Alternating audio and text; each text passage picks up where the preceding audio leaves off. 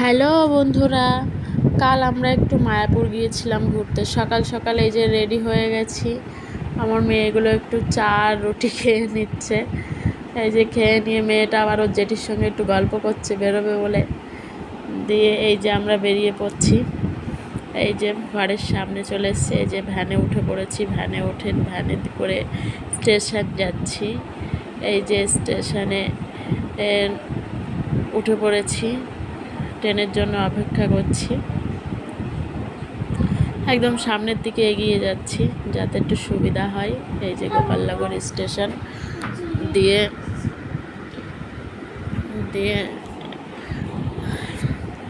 এই যে ট্রেন চলে আসছে, প্রায় একটু ঢং করছি। এই যে ট্রেন চলে আসছে, ট্রেনে উঠে বসে পড়েছি। এই যে আমি, আমার ছোট মেয়ে, আমার বর